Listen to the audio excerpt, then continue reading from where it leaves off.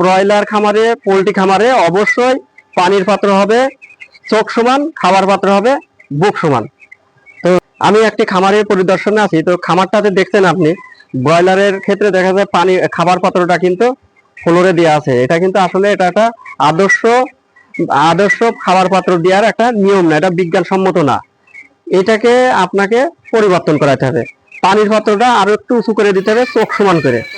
তো এটার বিজ্ঞান ভিত্তিক কিছু সিস্টেম আছে। এই যে খাবার পাত্রটা যখন আপনি এই পরিমাণ এই বুক সমান দিবেন, হ্যাঁ, তো বুক সমান যখন দিবেন তখন ব্রয়লার যে খাবার খাবে, তো ওই খাবারটা তার স্বাচ্ছন্দ্য করে খাবে এবং খাবার খাওয়ার সময় খাবারটা ছড়াবে না।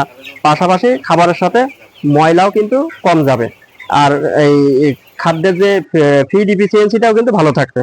আর পানির পাত্রটা চোখ সমান করে দিবেন। এই যে পানির পাত্র দেখছেন, একটা পানির পাত্র, একটা খাবার পাত্র। তো পানির পাত্র চোখ সমান করে দিবেন এই জন্য, কারণ হচ্ছে পানির পাত্র, পানি যখন খায় মুরগি, অনেক সময় কিন্তু পানি খাওয়ার সময় কিন্তু যখন শুয়ে নিচে হয়ে খেতে যায় তখন কিন্তু বুক ভিজে যায়।